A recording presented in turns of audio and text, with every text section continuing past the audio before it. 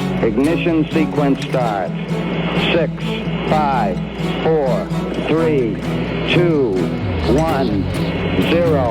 Liftoff. We have a liftoff.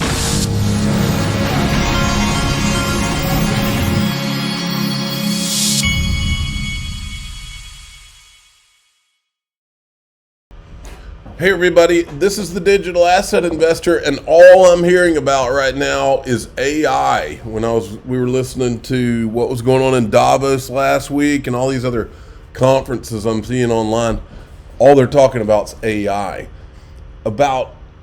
As of a month or two ago, Link2 only had like 3 or 4 AI companies. Look now, they've got 1, 2, 3, 4, 5, 6, 7, 8, 9, 10 AI companies on here, and I'm dying to get involved. I'm trying to get myself positioned to take advantage of some of these myself.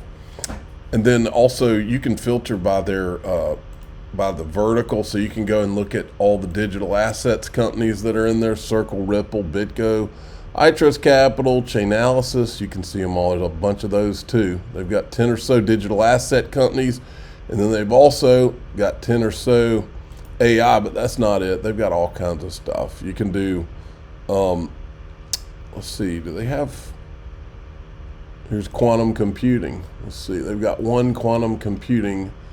There's all kinds of stuff here. Social media. Discord is one of those on there. Anyway, go check it out. It is one of my sponsors, Link2, linqto.com. Check this out, eGrag Crypto, 2 types, XRP, 2 types of crypto adventurers, plus, minus, or plus. I want to draw your attention now to this part.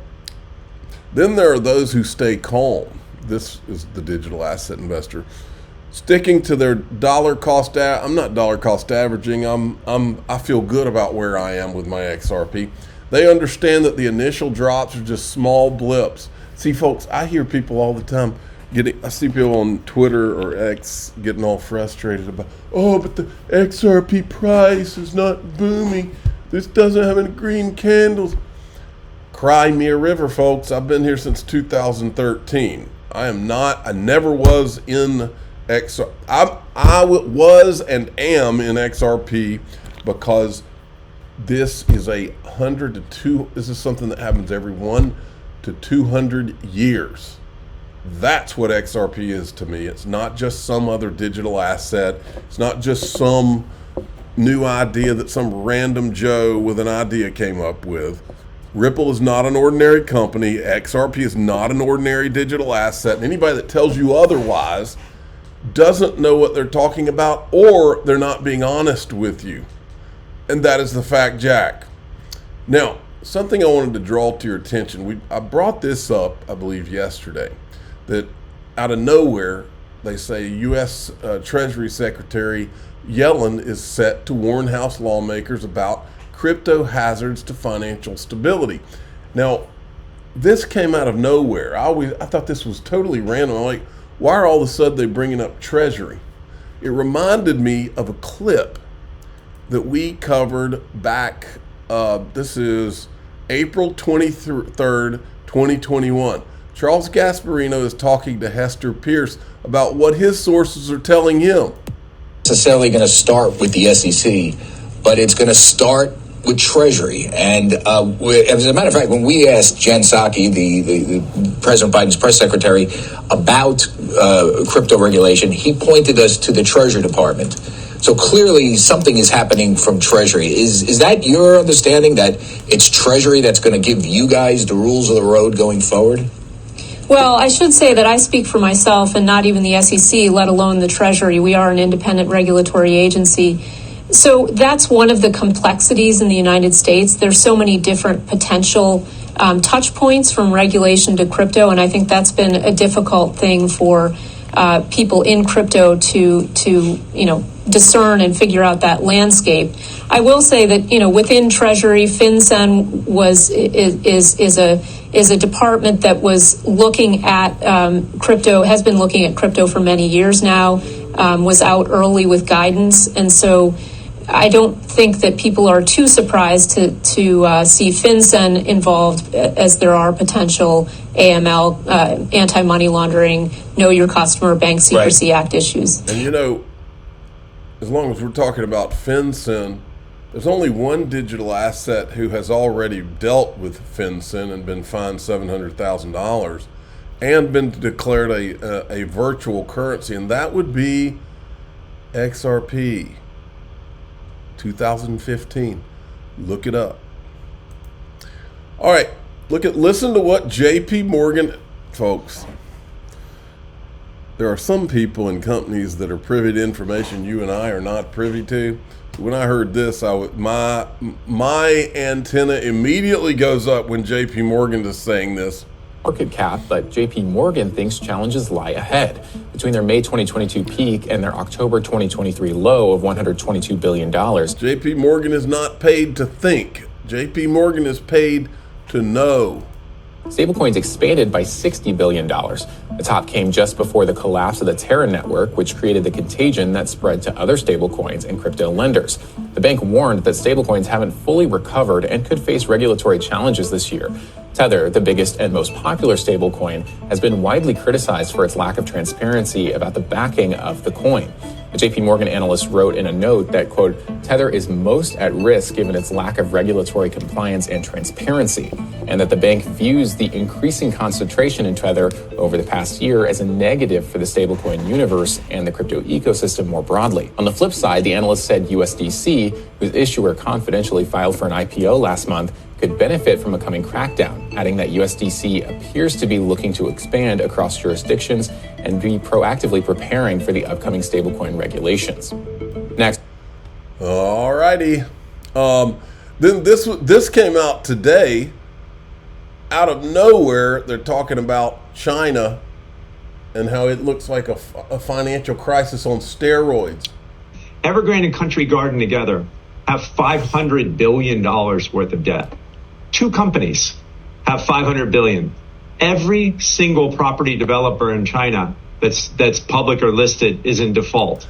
Every single, not some of them, not 50%, not 90%. Every single developer. Bankruptcy today. When the Chinese miracle, and I put the miracle in quotes, when the Chinese miracle was running its course, it was all real estate focused. Let's say all. The substantial majority of Chinese GDP growth was real estate and the concentric circles that surround real estate.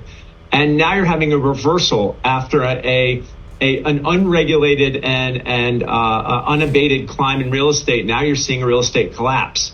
So this is just like the U.S. financial crisis on steroids. They have 3.5 times more banking leverage than we did going into the crisis. And they've only been at this banking thing for a couple of decades, Brian. China is going to get much worse, no matter how much their regulators say we're going to protect individuals from malicious short selling. Imagine regulators blaming a 15-year swoon on their stock market on short sellers. It's just, it's hilarious. Okay. And then Zero Hedge is calling out our current administration, the great growth hoax. This is actually pretty typical, folks. And I believe that we've got I believe they're going to try to paper over the reality of the U.S. economy for at least the run up to the election. We shall see, but I believe that that's what they're going to do, and that's what's being referred to, is that they're just like how they've faked inflation numbers all these years. If inflation was spiking too much, they just take out of the calculation things that are inflation, but they just stop counting them, like food prices and stuff like that. Well, they're doing the same thing with the economic numbers, the job numbers, and that's pretty typical. It is a hoax. All right. Solana Network has... Folks, we've been watching. We saw it. I called it a month or two ago. We started to see. It was almost like maybe they were in fear of ETHgate being exposed too much, and so they all got in a room and they said, "Hey, we need to start pumping Solana now because it could be like the second coming of Ethereum if this Ethereum thing blows up." And then all the talking heads started talking about Solana. CNBC started adding it to the list, even above XRP some of the time. I mean, I could see this thing with a blindfold on from a mile away. The only problem is Solana, like Bitcoin and Ethereum, doesn't work. This is like the third or fourth time that Solana, the network, has stopped working. But it's too late. The crypto narrative media has already been given their talking points on which digital assets to pump. Folks, you see all the negativity and all the stuff, but here's why I'm here. I'm not for green candles, never have been. I'm not here for the pumps and all the stupid stuff and chasing dog coin just because Elon Musk mentioned it and it's going up. That's not why I'm here. I laugh at all that stuff. I'm here because I'm here for the next Bretton Woods. And I think all this involves XRP and probably XLM. I'm here for the big picture, not for all this Mickey Mouse chasing after the next token because it's going to do utility and it's going to be this and be that. No. I've seen a lot of companies in my lifetime. I've never seen a Ripple. Still, never have. Never seen anything like it. Well, I take that back. Circle does have a license to print money. Tether's being allowed to do the same thing, by the way. This is why I'm here. These are quotes from the executives at Ripple over the course of the time that I've been doing this channel. Brad Garlinghouse, CEO of Ripple, 2018 CNBC interview. I think the role of digital asset like XRP is really to be a bridge currency to enable a tremendous amount of efficiency and really allow globalization of payments in a way that has never been done before. Then Bloomberg, Brad Garlinghouse, 2018. I think that the long-term value of any digital asset is going to be derived from the utility it delivers. And XRP has a lot of utility in terms of solving a multi-trillion-dollar problem. Chris Larson, 2018 interview on Fortune. XRP is the only digital asset with a clear institutional use case designed to solve a multi-trillion-dollar problem. The global payment and liquidity challenges that banks, payment providers, and corporates face. 2018, CNBC, Chris Larson. We think that XRP has a real chance of being a global digital currency that is used by financial institutions and consumers alike. Ashish Birla, 2018, Forbes. XRP is uniquely positioned to solve a multi-trillion-dollar problem, and we believe it has the potential to become a global standard for digital assets and payments. Then we've got this, and I warned these guys after they had put it out.